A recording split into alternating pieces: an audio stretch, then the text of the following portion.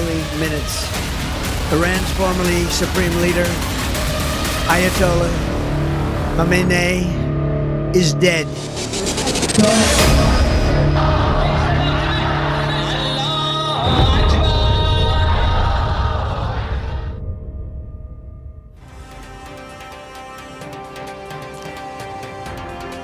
Saudara, Komando Pusat Amerika Serikat merilis video serangan dalam operasi militer berskala besar yang disebut sebagai Operation Epic Fury terhadap sejumlah pangkalan militer Iran.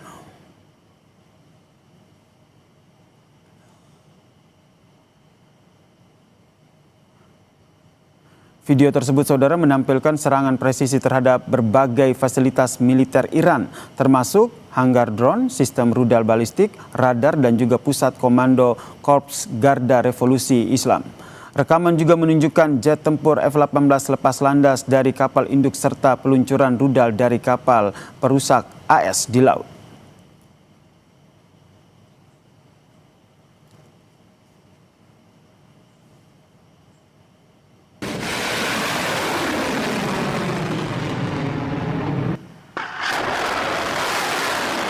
Korps Pengawal Revolusi Islam Iran menerbitkan rekaman yang menggambarkan peluncuran rudal ke sasaran Amerika Serikat dan juga Israel, saudara. Ketegangan meningkat setelah pemimpin tertinggi Ali Khamenei tewas pada Minggu waktu setempat. Dalam pernyataannya, mereka menegaskan akan melakukan pembalasan. Sebelumnya, sejumlah laporan menunjukkan bahwa fasilitas militer AS juga menjadi sasaran, termasuk pangkalan di Uni Emirat Arab, Bahrain, Qatar, Irak, dan juga Kuwait.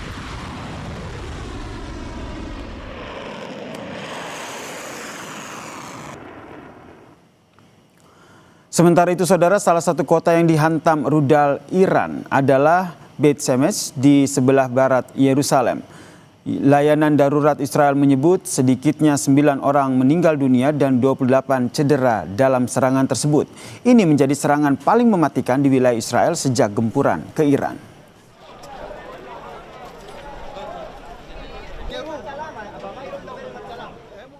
Saudara, ribuan warga berkumpul di Teheran menyusul kematian pemimpin tertinggi Ali Khamenei dalam serangan militer gabungan Amerika Serikat dan Israel. Para pendukung menangis, sementara sebagian lainnya mengibarkan bendera Iran dan memegang potret dari Ali Khamenei. Media pemerintah Iran pun melaporkan kematian pemimpin tertinggi Ali Khamenei dalam serangan yang dilakukan oleh Amerika Serikat dan Israel yang mendorong Iran untuk menyatakan 40 hari masa berkabung nasional dan 7 hari libur umum dengan semua kantor pemerintahan dan sekolah ditutup saat negara bersiap untuk ritual pemakaman.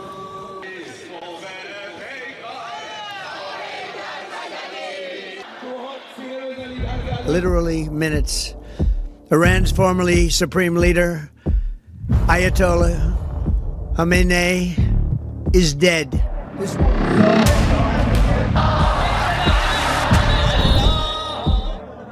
Ribuan warga berkumpul di Teheran menyusul kematian pemimpin tertinggi Ali Khamenei dalam serangan militer gabungan AS Israel. Media pemerintah Iran melaporkan kematian pemimpin tertinggi Ali Khamenei mendorong pemerintah menyatakan 40 hari masa berkabung nasional dan 7 hari libur umum. Dengan semua kantor pemerintah dan sekolah ditutup saat negara bersiap untuk ritual pemakaman. Dewan Kepemimpinan Sementara Iran juga telah resmi dibentuk dan mulai menjalankan tugas kenegaraan pada 1 Maret 2026. Mereka adalah Masoud Pezeshkian, Presiden Iran saat ini, Kepala Kehakiman Iran Gholam Hossein Mohseni-Ejei, dan anggota Dewan Garda Ayatollah Ali Reza Arafi. Berdasarkan pasal 111 Konstitusi Republik Islam Iran, Dewan ini bertugas mengambil alih tanggung jawab pemimpin tertinggi hingga majelis ahli memilih pengganti tetap. Dosen Hubungan Internasional Binus University, Tia Mariatul Kiptiah, menyatakan kemungkinan ada 4 kandidat yang menggantikan Ali Khamenei, diantaranya putra kedua Ali Khamenei, Mojtaba Khamenei, dan anggota Dewan Garda Iran, Ali Reza Arafi. Ini sedang sibuk untuk menentukan siapa pengganti Ayatollah Ali Khamenei. Dalam Iran ada sistem vilayat al-faqih, yaitu kekuasaan tertinggi tetap di tangan mullah. Artinya tidak bisa Amerika mengintervensi kemudian membuat satu sistem baru ala Amerika. Nggak bisa, apalagi Pahlavi juga berkomentar tiba-tiba ingin masuk, nggak bisa. Jadi memang ini sudah ada 4 kandidat saya melihat, dan kita tidak tahu apakah putra dari Ayatollah Ali Khamenei atau dari Ali Reza yang akan menggantikan posisi Ayatollah.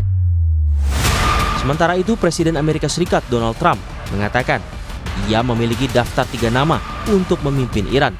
Ini menyusul kematian pemimpin tertinggi Iran, Ayatollah Ali Khamenei. Tak hanya warga Iran, dunia pun menanti siapa sosok pengganti pemimpin tertinggi Iran ini.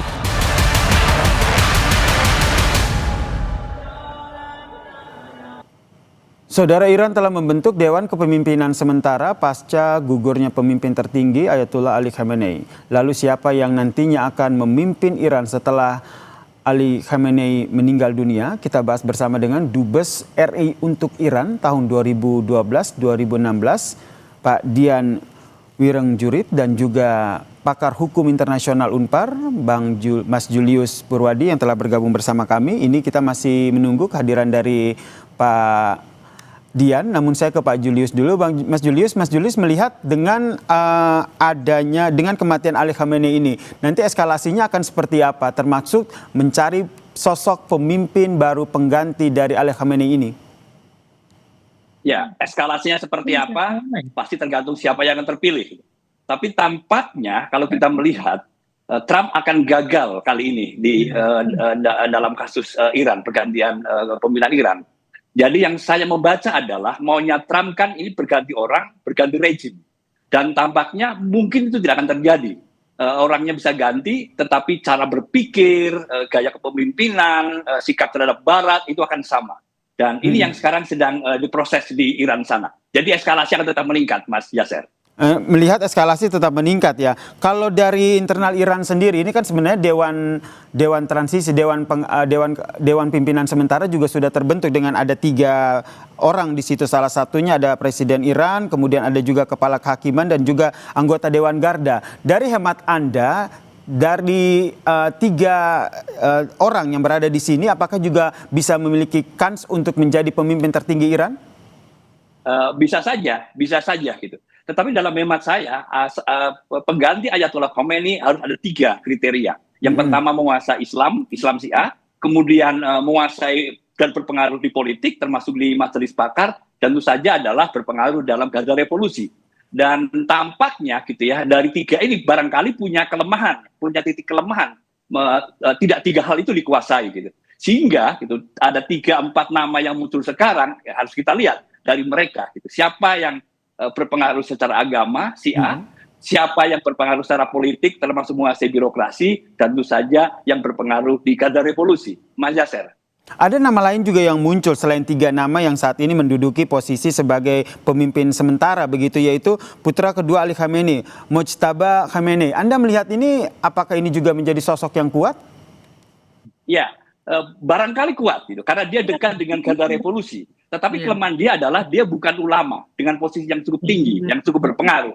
Ya, jadi sekalipun dia anak gitu ya, tapi bukan berarti dia yang paling potensial untuk itu gitu.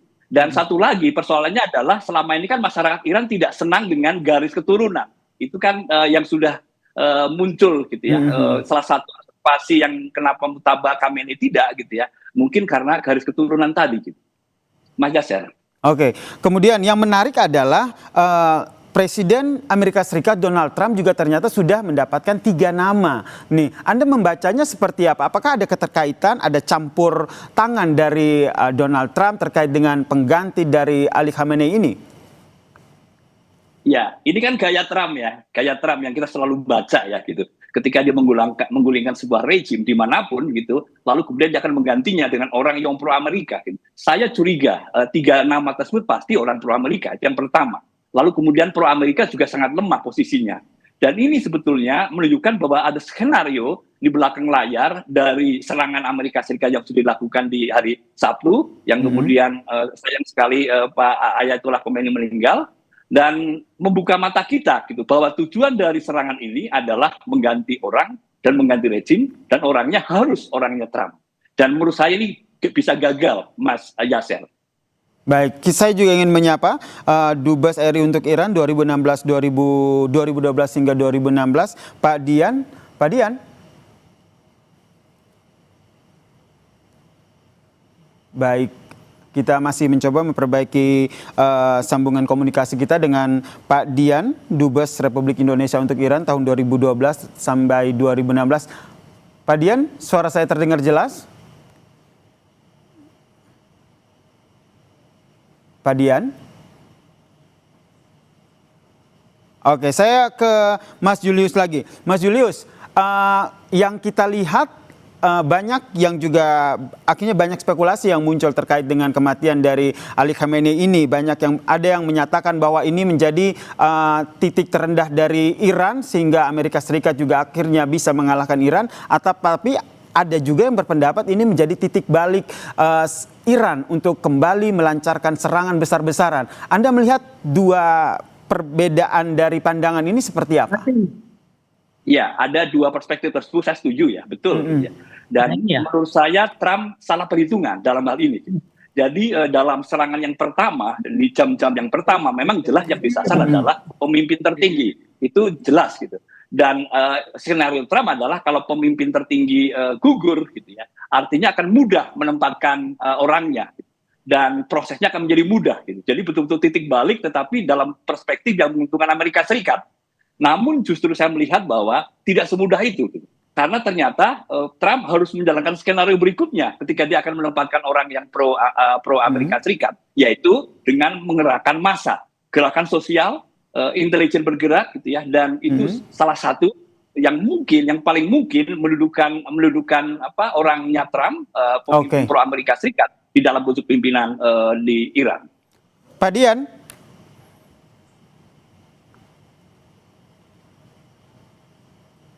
Yang ingin saya tanyakan Pak Dian, tentu tahu betul begitu bagaimana geopolitik dari Iran sendiri karena menjadi Duta Besar Republik Indonesia untuk Iran 2012 hingga 2016. Anda melihat eskalasi politik, kemudian eskalasi kesiapan militer yang ada di Iran pasca meninggalnya pemimpin tertinggi Ali Khamenei ini seperti apa, Pak Dian?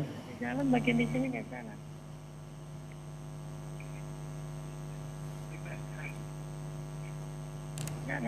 Pak Dian? Oke, saya ke Pak Julius. Mas Julius, Anda membacanya akan seperti apa begitu? Karena kalau kita lihat Wakil Presiden ke-10 dan 12 sempat pernah kita wawancara dan menyatakan bahwa ini tidak mungkin akan ada perundingan damai begitu karena karakteristik dari Donald Trump ini akan serang habis-habisan sampai Iran kalah baru perang selesai. Ya, saya sudah mencurigai dari awal ya bahwa tidak ada niat baik untuk menyelesaikan lewat jalur perundingan. Dan tujuan utamanya adalah mengganti rejim, itu yang saya lihat. Jadi kalau kemarin terjadi perundingan yang dimediasi oleh Oman sudah sampai 3 kali gitu ya, itu hanya seolah mengundur waktu sampai intelijen menemukan titik posisi dari Ayatollah Khomeini. Nah, ketika itu ditemukan, serangan dilakukan. Nah, Mas Yasser, kalau kita cermati di mediasi yang di Jenewa yang hari Jumat kemarin, kan sebetulnya ada kesiapan, ada statement kesiapan dari Iran untuk menerima prosesnya, gitu ya. Dan itu yang sudah disampaikan oleh Oman, Menteri Luar Negeri Oman yang memimpin mediasinya. Nah, harusnya dilanjutkan dong mediasinya. Tetapi karena Amerika Serikat kelihatannya memang sudah menemukan waktu yang tepat untuk menyerang, jadi mediasi saya kira gugur dengan sendiri. Salah satu yang diinginkan oleh Donald Trump adalah pergantian rezim. Nah, dengan meninggalnya Ali Khamenei dan pergantian akan terjadi, apakah nanti kandidat yang naik ini juga bisa punya kans untuk melakukan negosiasi begitu perundingan dengan Donald Trump? Ya, sekarang posisinya tentu saja ada di Donald Trump ya, kalau saya melihat ya. Dan yang saya cermati, Iran sebetulnya siap ya kalau misalnya nanti diminta untuk meletakkan pengembangan uraniumnya.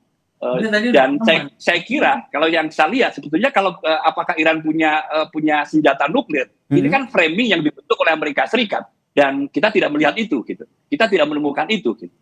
yang fakta terjadi adalah pengayaan uranium, dan sebetulnya sejarahnya panjang. Ini Pak Dubes tahu betul ya, gitu. Sejak tahun 50-an ada training, pelatihan untuk pengayaan itu gitu. Tetapi tidak senjata nuklir gitu. Iran saya kira sudah siap, saya kira gitu. Saya kira bahkan pada posisi yang saya dengar ini ya, pada posisi yang melepaskan pengayaan uraniumnya gitu ya. Sudah siap itu gitu. Tetapi tampaknya bukan itu yang diinginkan oleh Presiden Trump, saya lihat. Bukan itu gitu. Nah, terlebih Donald Trump sendiri menyatakan bahwa akan melakukan serangan hingga beberapa pekan ke depan, begitu. Nah, yang Anda baca dengan adanya pengganti dari Ali Khamenei ini, apakah juga bisa meredam rencana Trump yang akan melakukan serangan terhadap Iran? Ya, tergantung lagi ya siapa yang akan menang di sana gitu. Dan saya melihat ada dua calon yang konservatif, garis keras gitu ya, dan ini pasti akan sulit ya. Siapa itu? Nanti kalau dia memimpin, ada beberapa nama, saya sebut misalnya muda Mirbaheri ya, Mehdi Mirbaheri gitu. Dia paling konservatif, hardliner gitu ya. Lalu kita juga melihat ada Hasan Khomeini tadi ya gitu ya. Lalu kemudian dan tokoh yang lain ya gitu. Tapi yang saya maksud adalah Mahdi Mirbaheri gitu, 60-an hardliner gitu ya. Hanya memang mungkin bukan dia gitu ya, karena dia punya kelemahan saya kira terkait dengan pengaruhnya di birokrasi gitu. Tidak sekuat misalnya kandidat yang favorit Ali Reza Arafi gitu. Dia di senior ulama senior gitu, kepercayaan Khamenei gitu ya, wakil ketua Majelis Pakar gitu ya, lalu kemudian anggota Dewan Syuro ya kalau bahasa saya gitu.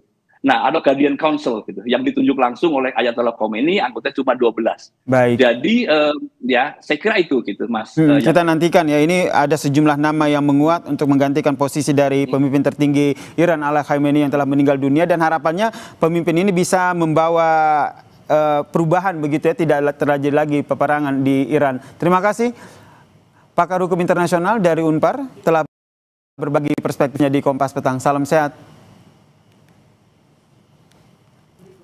Usai jeda di Kompas Petang, saudara, kami hadirkan informasi terkait dengan nekat melintasi Selat Hormuz di tengah meningkatnya